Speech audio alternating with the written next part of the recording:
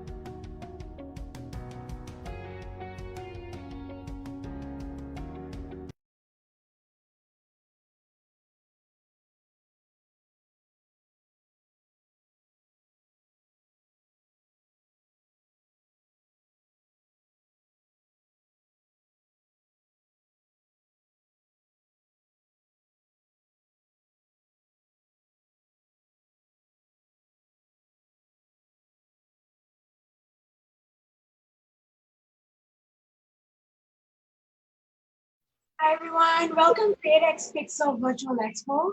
And today, for our last session, Sì, under the modernizziamolo. Scuba 101 Fridays, it's on technical diving. And today we will be talking about Rebreather, CCR. So we can't think of anyone else who can better moderate this session for us. So today we do have Mr. Michael Menduno. Have a wave, Michael. Hey there, everybody. Okay, just a brief, introduction. I'm sure he doesn't need any further introduction, but then again, I just need to do my dues. So Michael Menduno is an award-winning reporter and technologist who has written about diving and diving technology for more than 30 years and served as the executive editor of Global Underwater Explorers, GUE new blog called In Depth. Michael also coined the term technical diving. His magazine Aquacorps, the Journal of Technical Diving from 1990 to 1996, actually helped usher technical diving into mainstream sports diving. Michael has also produced the first Tech, Eurotech, and Asia Tech conferences and organized Rebreather Forums 1.0 and 2.0. Michael received the All-Stack Media Excellence Award in 2011 and Eurotech Lifetime Achievement Award in 2012 and TekDive USA Media Award in 2018. So nonetheless, let's not wait any longer. So Michael Menduno, I'll pass it over to you. Thank you.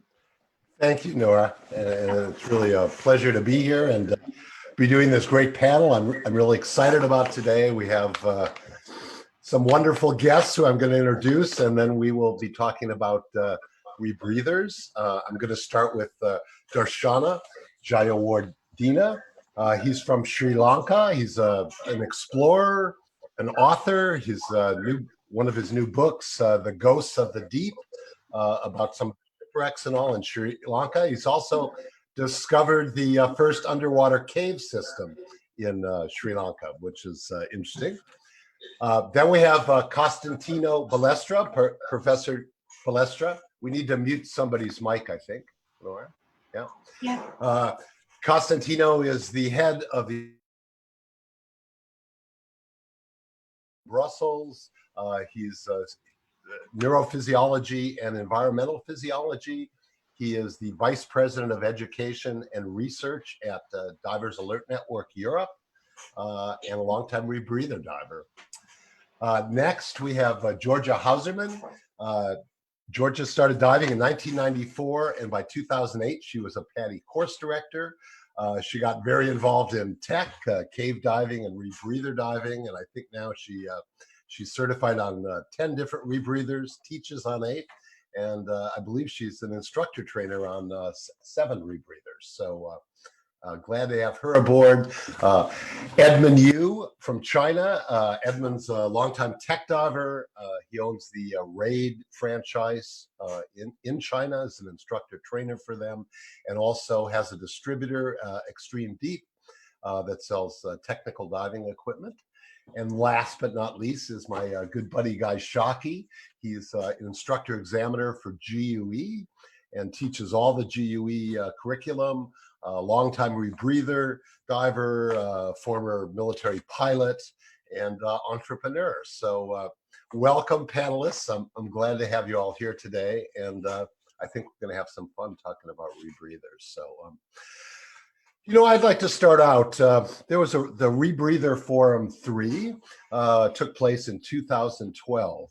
I was attendee at that and a speaker, and at the time, the real concern was that you know, there were just a large number of rebreather fatalities every year, and this was obviously of concern. The focus of the forum was to see how we could improve diving safety with regards to rebreathers. And since that time, I have a couple charts. Maybe you could put those charts up. Currently for about the last decade, we've averaged about 20 rebreather deaths, fatalities a year in statistics. To put this into perspective, there's about, and correct me if I'm wrong, Tino, about 140 to 150, under 200 global diving deaths at all, sport diving deaths. So rebreathers are a large percentage still. This is by year number of deaths. And again, this averages about 18 deaths a year. And put up the next chart too, please, Nora, sorry. And you look at some of the causes from diving alone, ignoring warnings, low PO2, etc. So I think I'd like to start out by just saying I think the industry feeling right now is that rebreather diving safety is improving. So I'd like to just hear from the panelists if you think things are improving, getting better, and why would that, if that's the case, why is that, would you say? Maybe we could start with Professor Balestra. And you have to unmute your mic. Yeah. Good. I cannot do it. I need to wait you to do it for me. So good. Well, to be honest, right now, I think we need to make a clear difference between CCR and SCR. Because right now, CCRs are much more on the tech diving community, and SCR are entering more and more in the recreational diving community. And they are still present in the military diving community. Sometimes more in some countries than the CCRs because of the electronics involved. They like no electronic at all in some countries. So they keep SCRs since they don't need too much PO2 measurements and so on. So that's the idea.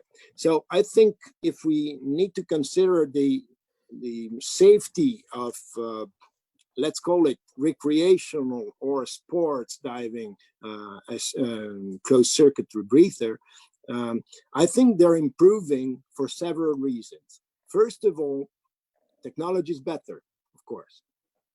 Second, we have learned from our mistakes. And third, the education is much better as well. And as I told you right now, the SCR is just opening a bit more in the recreational diving, and it will be in the next 5 to 10 years probably a good asset for this community as well. So let's wait for the next thing. The other thing that we'll learn is that rebreathers are okay to save gas, but they're not as good as we could expect to save bubbles. So we find quite a good, significant amount of bubbles, even diving with rebreathers, even though we consider that we are always on the safe side because of increased PO2, but we find a significant amount of bubbles in rebreather diving. So that's it right now. And maybe we'll come back to that. I want to ask you about that because I know you just did a bubble measuring trip to the Red Sea. So, well, I cannot disclose everything. We have ways of making you talk. You have to speak German. There we go. Georgia, why don't I know you teach, you're active teaching and instruction, IT teaching instructors. Yeah. What is your take on all this, on safety? Yeah, I'm going to agree to a lot of what he just said. And number one is that there's a lot better education out there and a lot more information. Information with rebreather forums, with the OzTech, Eurotech, TekDive USA, forums like this, dive shows. There are videos on YouTube from a lot of experts. So there's more information. People know a lot more. So I think you're seeing fewer accidents. What we used to see in the old day were people misusing scrubber. Back in the Teledyne, when Teledyne got out of the sensor, people were overusing their sensors, not understanding how sensors fail. And so we saw a lot of fatalities in that way. And I think we're, it's probably a little bit like recreational scuba, where there's an increase in participation, but the fatalities stay pretty level. Same thing in rebreathers. There's much more participation, but the numbers are staying pretty even. So I think that the accidents we're seeing are maybe a little different in nature of what they were previously. Maybe pushing the envelope maybe is kind of my sense. People going beyond what maybe they should be doing. Great, thank you. Edmund, you want to weigh in on this? What do you see in China? And I know that the technology has been improved a lot, and we have far more reliable electronics and rebreather nowadays than compared to like 20 years ago. But I know all the agency, we are trying to do better. We know much better, and the trainings has been improved. But of course, we are still seeing numbers of accidents and deaths, and probably improve. But because there are a lot more people are trying to get into rebreather now, so I don't think the number is going down. I think in anything, the overall number compared to the population is probably slightly going up. But the percentage-wise in accident, it's probably been improving. So I don't know. I don't know if you guys agree with me, and I think there's still lots of room for improvement, so to speak. And I want to talk about some of that in our hour today. So thank you, Guy. Do you want to weigh in on this? What are you seeing overall? Do you think safety is improving in the rebreather diving community? Yeah, I think one thing that no one's really mentioned yet that I think is important is the renewed emphasis on human factors training over the last few years.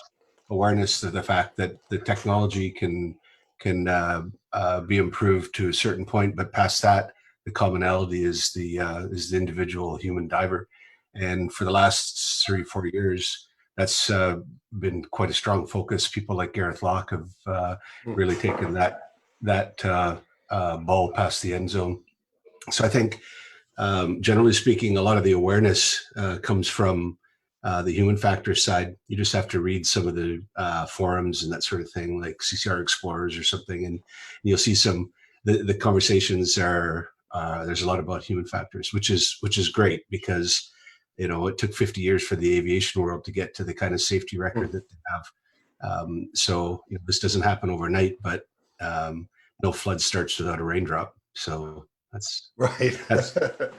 Yeah. Dharshana, you're an explorer. You do a lot of exploration work, and with colleagues and seeing others. How about in the exploration community? Do you think people are paying more attention to dive safety with regards to rebreathers? Yeah, I think absolutely. And even if you look at myself, I think I'm someone who did a switch from open circuit to closed circuit relatively recently. And it's really hard to trust a rebreather when you do that switch initially. So you are kind of on your toes and really making sure that you are safety conscious, do the pre-breathing, checklist, everything like that. So in Sri Lanka, we really don't have any rebreather fatalities, but that doesn't say much, because there's perhaps myself and one more civilian diver who has rebreathers. And commercial. So it's not a good statistic, but I think as far as I know, in the last year, I know of 2 people who died of rebreather fatalities. And again, I believe that's really human factors, because one was a solo dive and the other was actually carbon monoxide in the dill. So, but that kind of experiences made me a bit more nervous and maybe more wanting to be careful and really making sure that I know what I'm doing when it comes to rebreathers. Very important. Yeah. A couple of you have mentioned human factors. This, of course, is the work that's really been pioneered in the diving industry by Gareth Locke, the human diver. If you're not familiar with it, I would suggest Google the human diver and Gareth Locke and go check it out. And the idea behind this is looking at our perceptual biases and our judgmental the biases we have as humans, and making sure that those don't end up hurting us when we're doing activities like trying to breathe underwater and the like. So I'd like to focus on that. I know at the Rebreather Forum, and let me just do, at the Rebreather Forum, one of the big emphases in 2012 was getting people to do their checklists. And I and this has been a long-standing issue.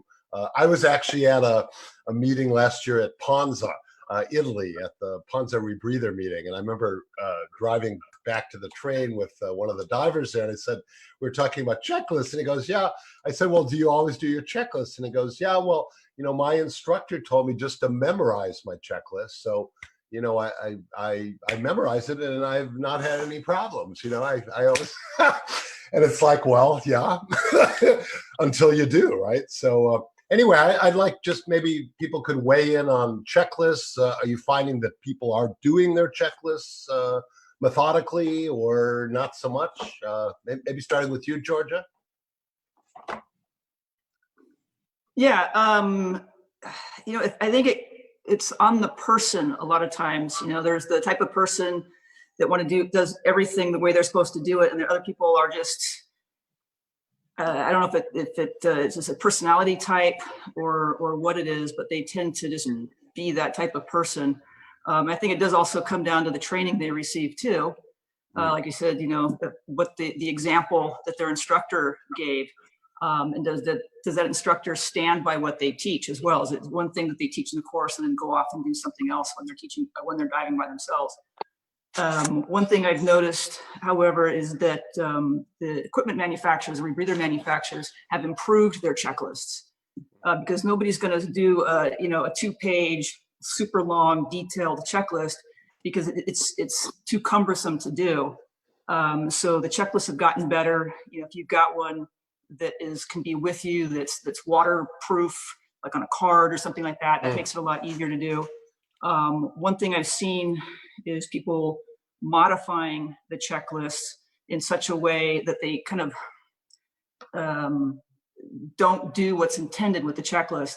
An example is a fatality a year or two ago with somebody that was taught to go through the checklist and then turn the oxygen off on the rebreather. Well, now there was no second checklist to make sure that oxygen was turned back on. So, you got to be careful when we use a checklist or a do list or whatever, that any modifications that are made are taking those things into account. But I think it's getting better in my perspective. Yeah. I don't know what other people are seeing.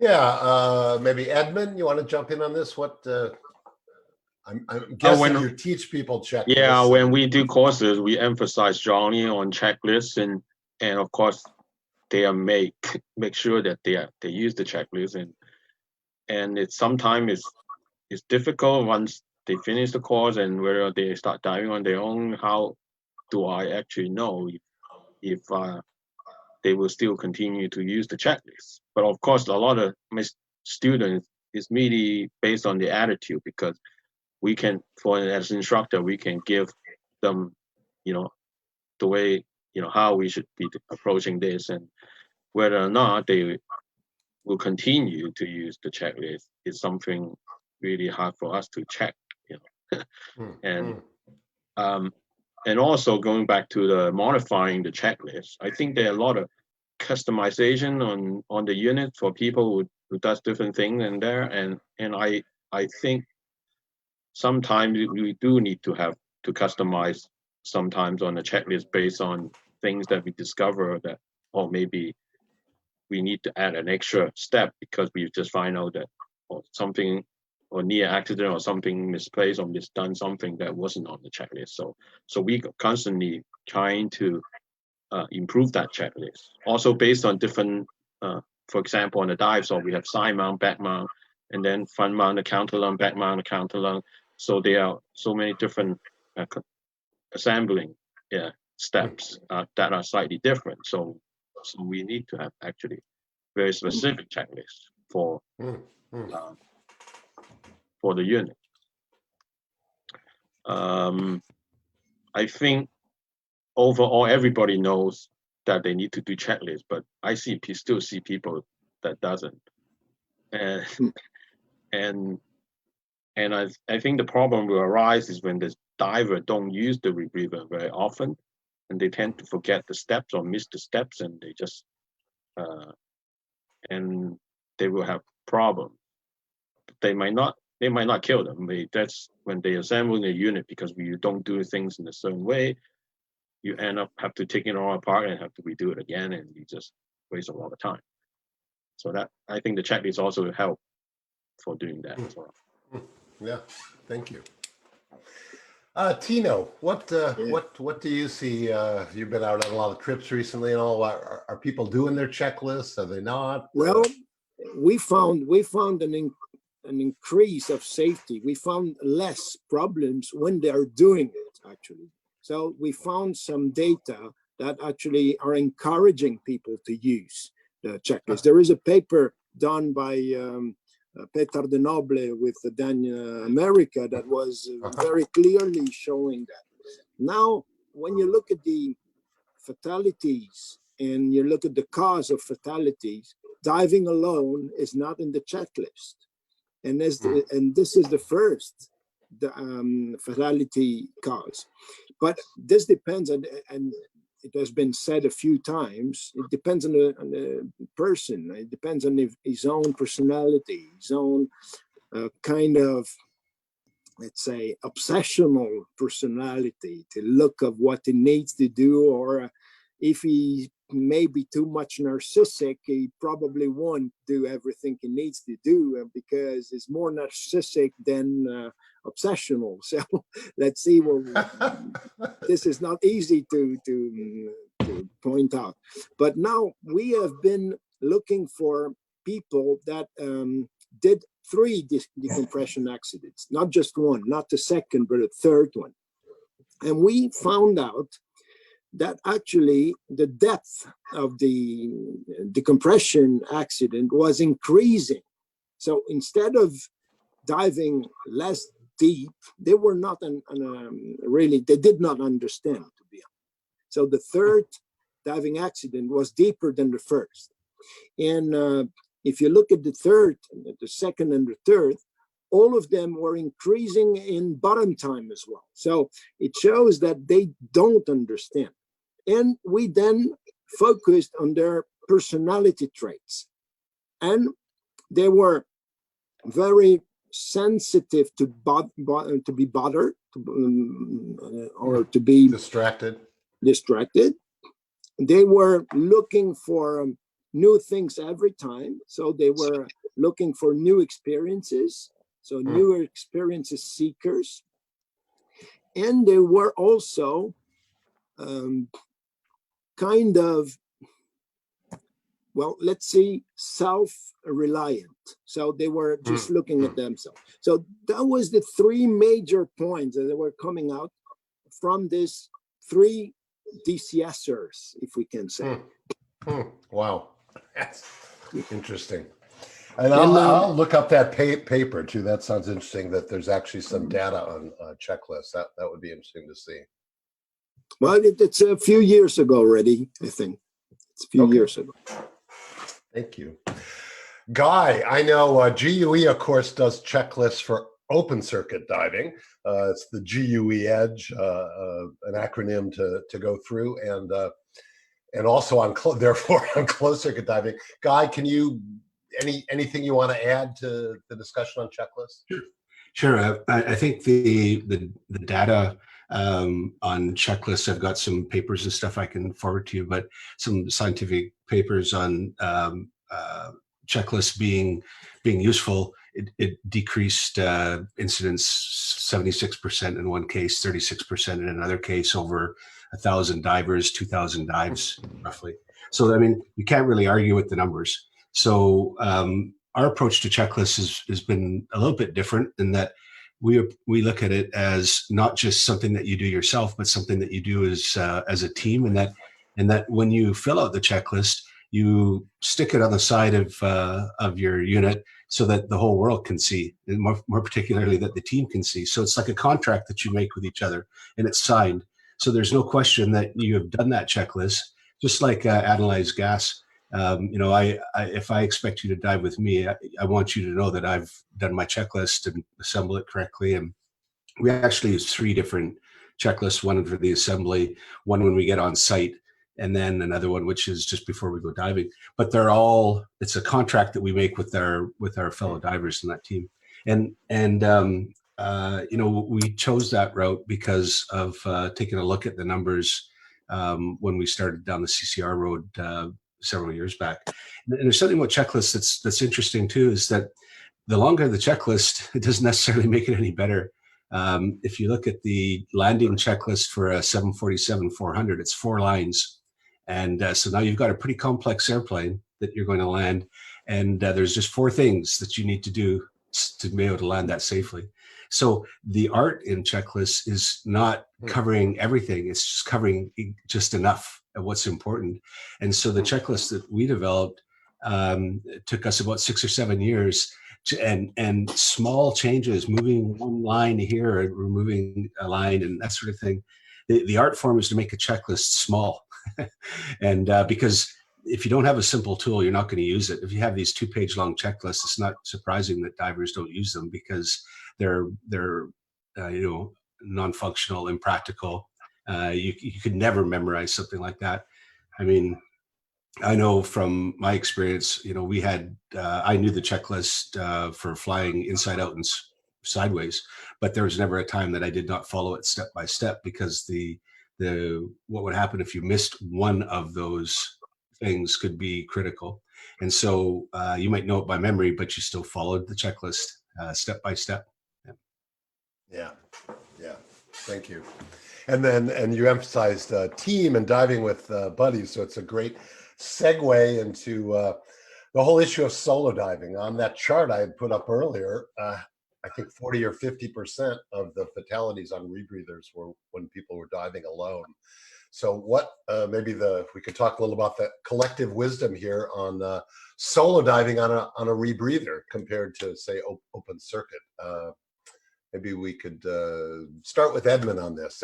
Edmund, what do you have to say on solo diving? Is this a practice you see people doing? Do you discourage people from doing this? I totally against solo diving, and I see there are a lot of explorers that probably have no choice, or they just end up doing solo. But in terms of training, in terms of how we teaching the student, and we always dive as a team and everything, and we plan to dive as a team. And even for me, I don't feel really comfortable, you know, going these places alone on a rebreather, especially, you know, you see there are a lot of people who I know of that does solo diving, but I certainly don't agree, and not try to encourage my student to do it. Is RAID on, is that apply to open circuit as well? Does RAID emphasize team diving? In RAID, all the training, we don't have self-reliant or solo diving courses, and we don't encourage any part of solo diving. In anything, is teamwork and a buddy system. So, yeah. Yeah, thank you. Dharshana, you're an explorer. You are, again, out there in the field. Well, a lot of people here are explorers. What is your experience with solo diving? Have you found occasion to do that? Do you see others doing that? What's your take? Yeah, so I think when it comes to things like cave dives and deep cave dives, it has always been a team exploration effort for me, especially on rebreathers. However, on I would say open circuit, I do a quite a number of solo dives and have been doing it for years. And it's almost as the previous speaker said, it's kind of out of necessity, because sometimes I don't have buddies who are equally qualified, and so it's a choice between whether I should do it or not. But when it comes to CCR solo diving, I definitely have second thoughts. I have done it occasionally, to be honest, but it's actually a question I had for the forum as well, and I had asked you because I would say the underlying overall feeling is probably it's not safe. It's not safe because there are so many complications that can be resolved if you have a team with you when you're on CCR. Great, thanks. Georgia, how about you? What do you have Yeah, to say? I'm with the consensus there against solo diving and discourage it, because we have backups for everything. The one thing we don't have a backup for is a brain, and having that extra person with us can perhaps, and then there's peer pressure too. You tend to not want to take shortcuts if somebody is with you, watching you. And so there's probably part of that as well. I will admit I have done a couple 10-meter dives solo, but I am not comfortable with solo diving at all. Well, and of course on the rebreather, it's interesting too. I mean, we think of open circuit. I mean, probably everybody here has done an open circuit solo dive. Shallow, not a big deal. A deep dive, not so much. But on the rebreather, of course, the danger zone is shallow very often, not deep. So yeah. Professor Balestra, would you like to get on this? I would like to add it. If you look at the second bigger issue to fatalities is not aborting the dive when you could. So people are just keeping on going when they should have aborted. And this is probably something that is maybe more difficult to do when you are not solo diving, because you have this peer pressure as well. And you say, I'm doing that for this guy. I don't want to have him just get back because he wanted so hard to do the dive, and so on and so on. But then you have this famous concept of double failure. Then once you have the first alert, you need to abort, because you don't know what will happen if you have a second one. And then the double failure is actually something that really, actually it increases by normally 10 times the risk of death. And this has been calculated a lot of times, and you can find it in the book that I sent you.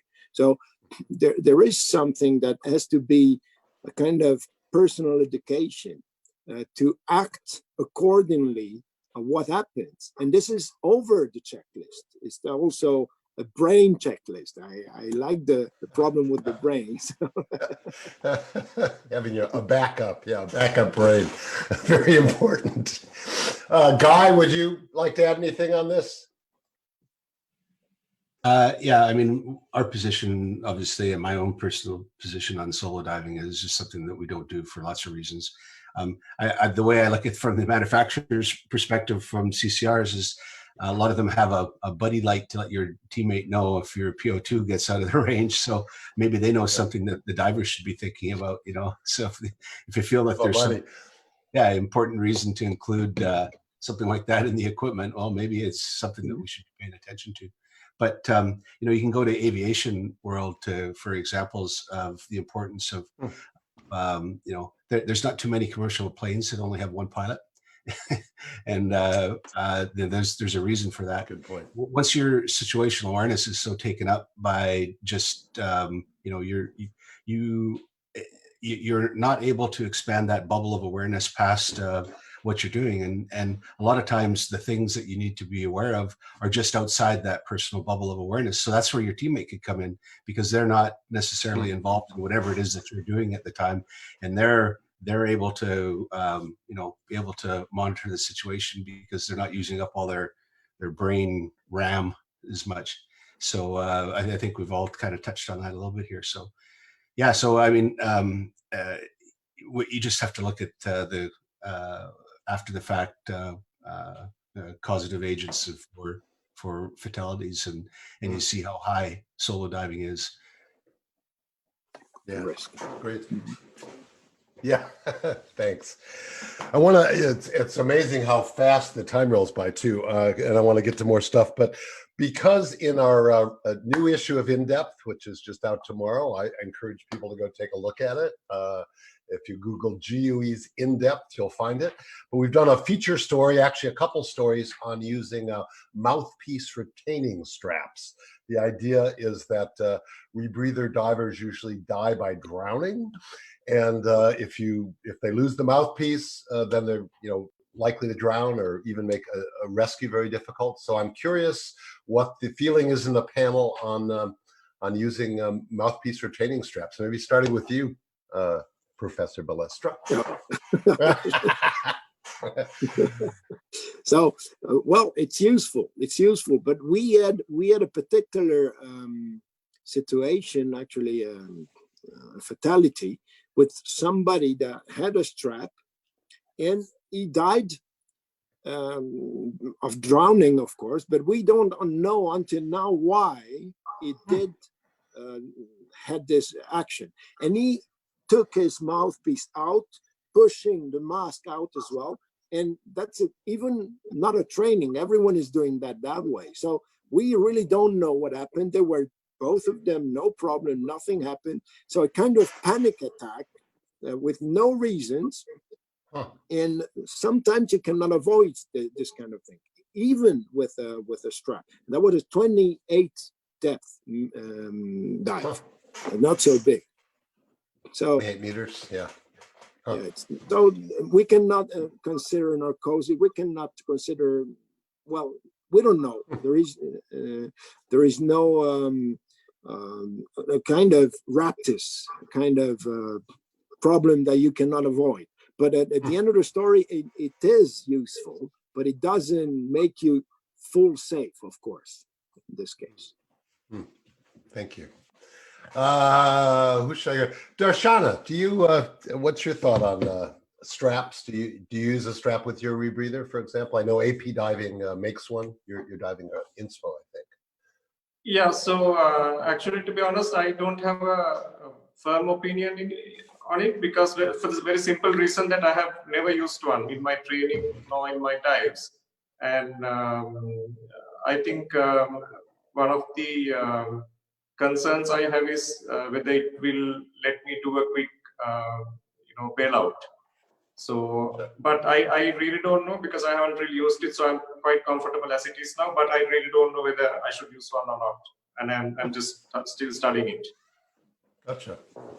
Edmund, what's your take on mouthpiece retaining straps? I think when you are diving with a BOV and you have multiple offboard guests, you can plug into it and you can securely your mouthpiece. I think it's a good idea, and I do use it sometimes. But on certain configurations, if you are not using a BOV and you're diving on a DSV, it will be difficult if you want to bail out quickly. I think drowning, of course, we all die from drowning. From diving, I think 99% of the diving deaths as the end result is drowning. So right. I think it will save life having it, but it does not actually fix what causes the problem in the first place, because that the gag strap, it's preventing you from drowning, but you have to make a lot of other mistakes to get yourself into this situation, and that gag strap it's a kind of last resort to save you or try to save you. So I would recommend having one, or when you're diving it, but it also depends on what your situation and what your configurations are. Gotcha. But it does make it more comfortable if you do a very long dive, so it's good. Jaw fatigue, yeah. And I should probably say, for people who are listening who may not know what these are, so there are a couple of different varieties of straps. AP Diving has one, for example, that's stretchy, so it's on you, but you can pull it off. Draeger has also one that has a very nice lip guard, but it's more a stiff straps that aren't stretchy. And there are probably some other varieties. I think DiveSoft has a very simple bungee type strap that comes with it, right? I think the one that comes with is not really, it's just a bungee. It does not really keep it. Gotcha. If you want to have you have the proper one that have a lift guard like on the Revo, because that is the whole purpose. It's not falling out in case when you're unconscious or start leaking water, right? So put the full face mask. Oh, go ahead, jump in. Put the full face mask, then you're okay. I know that was discussed. Full face masks have never really caught on in the sport diving community at all for lots of reasons, but yeah, exactly. Georgia, what? I tell this because I use them with disabled divers, and some disabled divers that could not really keep something right in their mouth, and some people that were easily with high possibility of having seizures. And so we were diving very easy dives, but at least they could do it with a full face mask. Nice. Georgia, I think I was gonna, jumped in here. Yeah, so I use the Draeger retaining strap on one of my rebreathers, so it's on there pretty tight, and I like it a lot. I wish all my rebreathers had that retaining strap like that. It reduces the jaw fatigue for one. And one of my concerns when I started using it was going to be bailing out. You know, could I bail out quickly? And it just takes a little bit of practice. And I don't find it's any more difficult or slower or anything like that to bail out with it than without it. I think it's, it was brought up a lot at Rebreather Forum 3 as a potential safety to keep people from ingressing water should they pass out. And, I think it gives people a little bit more of a chance, especially if they're diving with somebody, to get somebody to the surface without them drowning. So it's, I think the benefits, in my mind, clearly outweigh any potential risk. Gotcha. So, thank you. Because of the time, I have a list of topics that we could probably spend the next 2 hours talking about, of course. So I want to ask Tino a question, but I also want to get to education. So Tino, are you in a good position to answer a question? Because otherwise we'll just jump to education. I'll come back to you. You're wandering and you're off. So your mic's up. I wanted to ask you about bubbles, sir. Can we take Tino's mic off? Thank you. Okay. So Tino, you had made a statement about bubbles that I'm just curious about this, that you're seeing more bubbles in rebreather divers than open circuit divers. No, I haven't said that. I haven't said you haven't said that. I said that very, very short. I said that actually people are considering that if you dive with a higher PO2, you should have less bubbles. Well, you don't have, say, very high levels of bubbles, but you have more or less the same kind of bubbles that you can find in open circuit. So it doesn't mean, you have a higher PO2, but it's not really reducing the number of bubbles. It's probably reducing your saturation, which is not always exactly the same thing, the number of bubbles. We know new things that are just a bit pushing apart saturation of tissues and number of bubbles. It doesn't mean that if you're not saturated, you will produce bubbles. No, you need to be saturated, but it's not linearly linked. Gotcha. Huh. So running a constant PO2 doesn't necessarily what you're saying reduce. You'd think there might be less bubbles, but not the case that you found so far. Interesting. God, there's little time. I do want to jump into education because I think that's important. So let me segue over to the education topic. Many of you are instructors, instructor examiners, etc. So I'd be interested to know what, maybe just a broad question, what you see are the challenges. What challenges do you find in teaching people rebreather diving? Is there some systemic issues that people have, or what a cutie? And maybe we'll start with, who will I start with? Edmund, why don't you jump in on this, Edmund? Okay.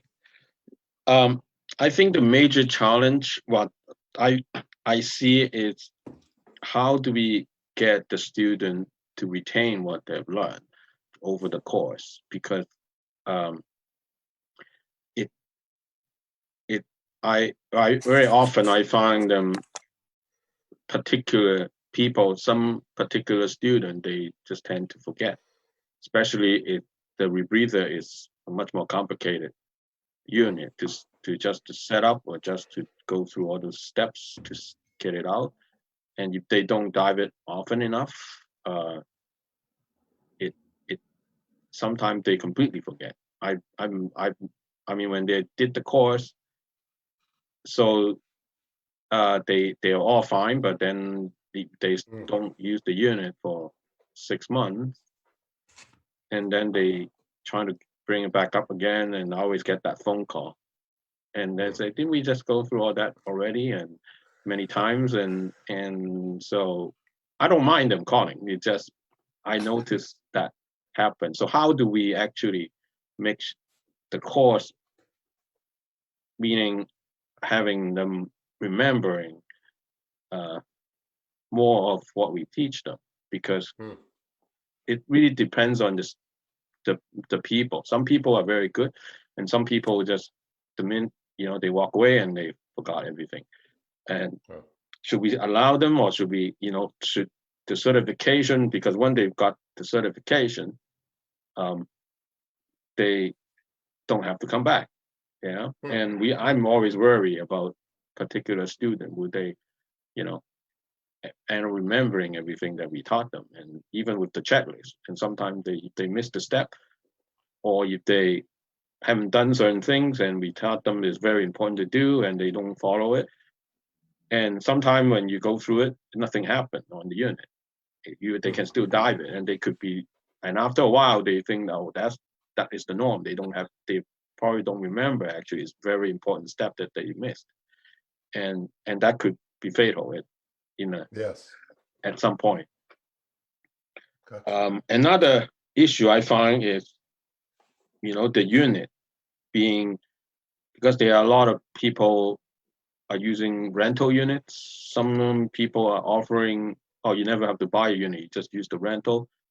And if you need one, you just rent one when you go diving. And I'm not sure that's the right approach, because it makes it very hard for the user, because they don't own the unit and they have no idea how the units are maintained, as well as they most likely will forget how to set it up, because if you don't do it often, you don't have it, you won't play around with it very often. So yeah, that's what I see the big challenge. Thank you. And we're going to get to questions here just in a couple minutes, but Guy, maybe you could address this? I guess the that I have is probably not typical, in the sense that the barriers to participation for us with the CCR are fairly high. So you're pretty committed diver by the time you take a GUE CCR class. And the way that people stay current is that they immediately start diving, and so the people with the CCR, and I can't remember. I think one time since I've started teaching the CCR stuff over the last several years, I think I can only remember one student that didn't just jump in and become like a really, really active CCR diver. And that was because he started diving with a side mount CCR. So basically he kept CCR diving. It just wasn't the GUE configuration. So I see what's happening in the outside of the world, but my own personal experience has been that you're a pretty diehard diver, and then the new tool just opens up so many more doors for you. And so currency isn't an issue, remembering checklists isn't an issue, that sort of thing. Gotcha. All right. Georgia? You do a lot of teaching and all. What Yeah. what do students find challenging, or what do you find Yeah, challenging? I'll agree that a lot of times once they leave the course, they don't practice their skills. They go out and then if anything happens, they don't have anything to rely on, to fall back on, because they've forgotten everything. One of the problems I see, though, is I won't even be done with the Air Dill course, and they're already talking about trimix and becoming an instructor. And I'm just trying to get people to slow down, enjoy the rebreather, learn the rebreather, make mistakes, because everybody's going to make mistakes. Everybody's going to screw up, and you want to make those mistakes while the consequences aren't going to be so severe. And I think as people that the rebreather diving, or rebreathers make deep diving easier, or very easy, and that's kind of the thing that we're always told, is that rebreathers are really a tool to dive deep, and that's what people want to do. I think they just need to hold back, go slow, and not get ahead of themselves. Gotcha. All righty. And I think we need to go to questions now, unfortunately. Is that right, Nora? Are we at question time? Nora? Yes, we do. Well, there's one. Someone actually asked if you can tell us a little bit more about this concept of bailout. Oh, talk a little more about bailout? That's the question? Yep. And that was obviously one of the subjects on our list too. I've had a number of people say to me, most recently I was talking to Paul Toomer, who's the president of RAID, and he goes, you know, mate, I go on boats and I look around, and for the dives we're about to do, I see people are not, not necessarily his people, but others not carrying enough bailout gas to make a reasonable bailout. So maybe do we have just to talk about it? Let's go with Guy. Guy, why don't you say a little about the bailout? Sure. Ask yourself how you would feel if you got on a commercial airline with a pilot who didn't carry more fuel than enough just to make it exactly to the airport that he was headed to, right? I mean, you probably wouldn't want to get on that plane. We take for granted that they have contingency plans and that there's enough fuel in the aircraft to get you there. It's no different with the CCR. I'm constantly amazed at the lack of bailout gas that divers take for deep dives, and they're basically hoping that nothing goes wrong. Particularly when you consider how much gas is going to be used in a dill flush at depth. And when I see the really small 3-liter bottles on the back and maybe one aluminum 80 or something on the side that's potentially sometimes plumbed in, sometimes not. There's a whole lot of trust me, and I hope this works out, and without any planning towards the end game, of what kind of risk you're doing, and I just don't think people are doing enough risk assessment, and particularly when you're down at 8-10 ATAs and that gas goes super fast, and if you have to use some of it for a dill flush, and that's your same gas that you have for a bailout, well, it's just physics at that point. And so that's a bit disturbing that people just don't do the calculations, and they're not hard. Dino, would you like to jump in on this? Well, what can you say? Of course, you need enough bailout to do your safe dive, and even a bit more, because of course the bailout will be there for other reasons, not just to come back, but to come back with problems. So maybe take a bit more, not just enough. Gotcha.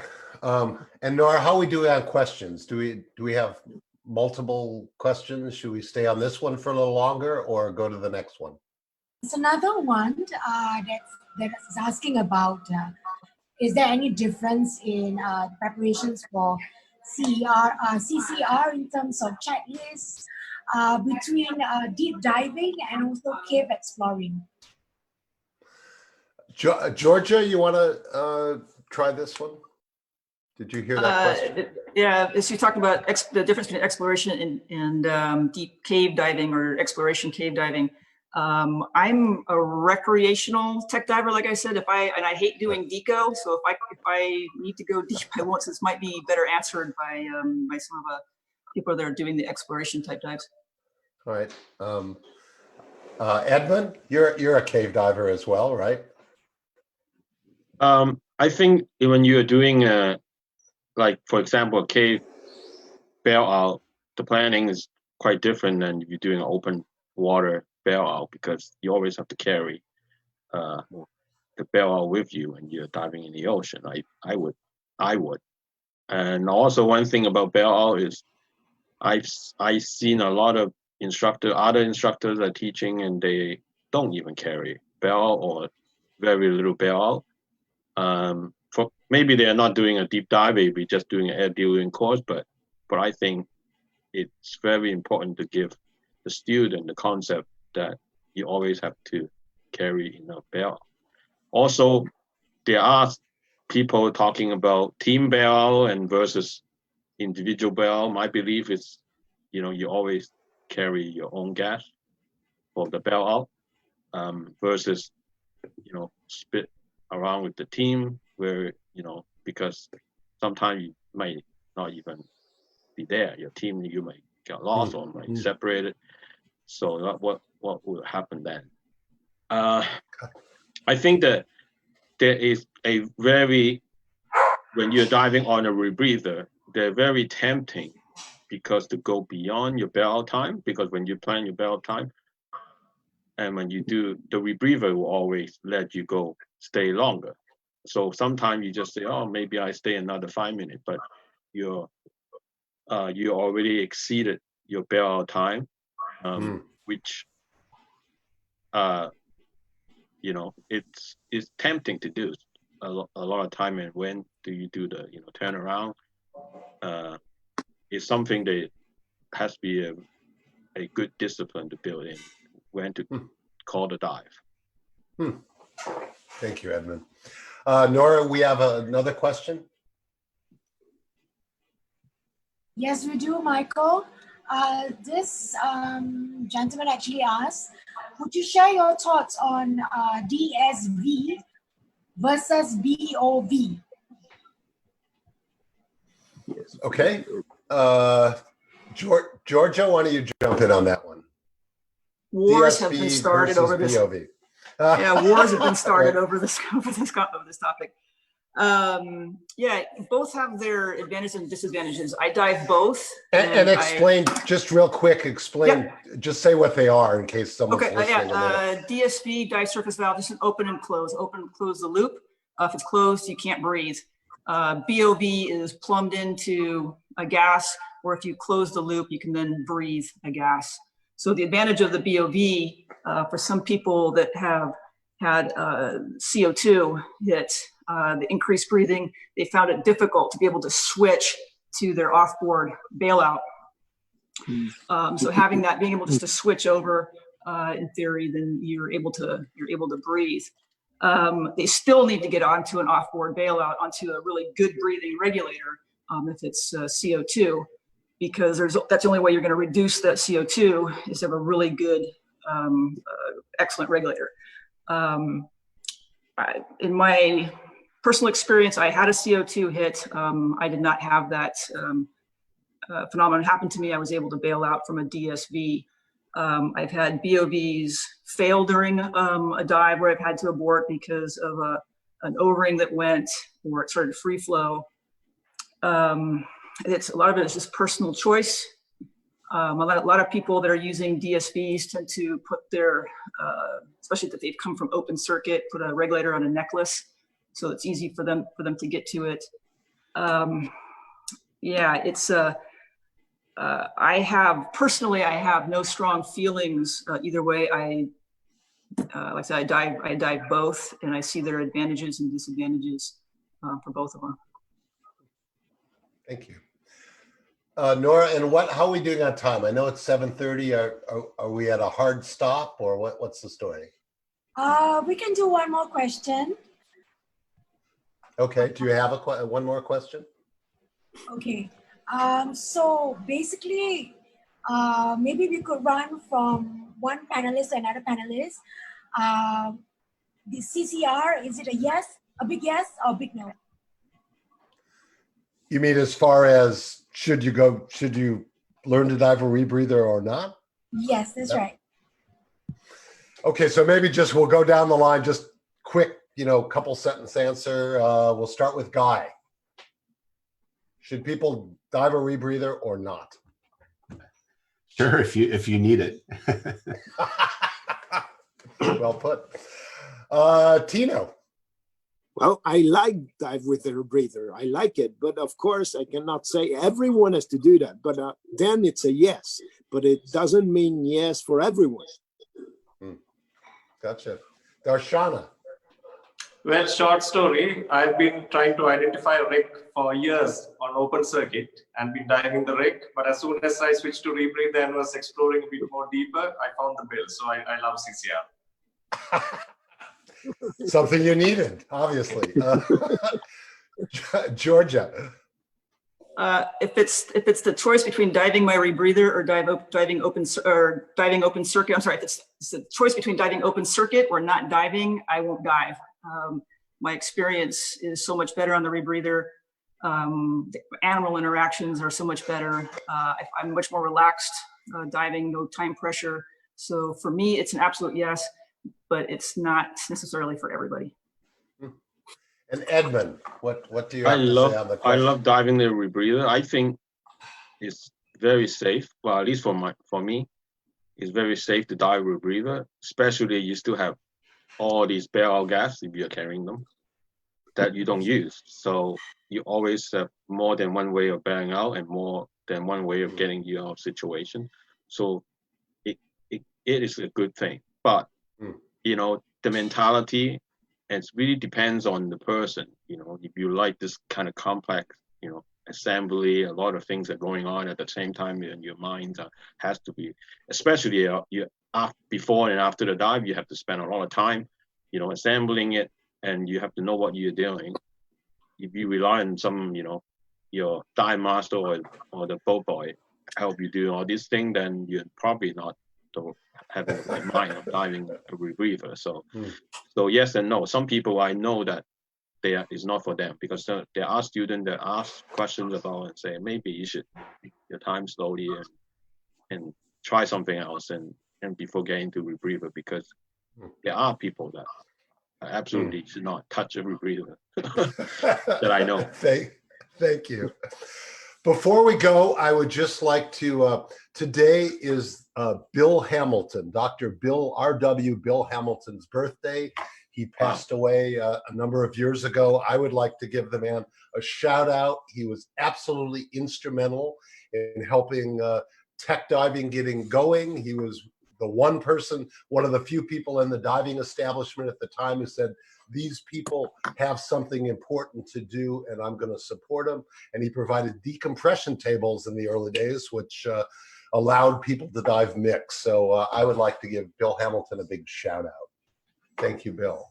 And thank you. Yeah, wish he could be seeing us now. Maybe he is. So, and I'd also like to thank all our panelists. Thank you so much for doing this. Man, the time goes fast when you have a bunch of really interesting people talking about things we love. So, but thank you for being here this morning, and thanks 8X for making this possible. El France and Nora, thank you so much. Thanks. Thank you. Thank you, Michael. Thank you. Thanks, everyone. Yes. So, Nora, what do? We just say goodbye now and close it down? What's the next step? Nora, you there? El France? Maybe the meeting is done. Virtually. I'm sorry, I was on mute. I didn't realize. Oh, no, that's right. So that's our panel. We all say goodbye and wave, and then we're good. Is that what happens? So I'm good. Before we close everything off, I just want to say thank you, Michael, for putting this panel together and this discussion on Rebreather. And also, I'd like to thank all the other panelists. Although Michael already thanks, but on behalf of 8X, I'd like to thank Professor Costantino, Dharshana, Guy Shockey, Edmund Yiu, and of course, Georgia, for your time to join us and share with us a little bit more about CCR and all this knowledge sharing information. So till the next time, maybe in edX. Will you send us all a link of this session so that we can share it? And... I will do that right after this. And yeah, so thank you very much, and a big wave from all of us. Thank you. Thank you, you, everybody. Thank you Bye-bye. for watching. Bye. Bye. Great.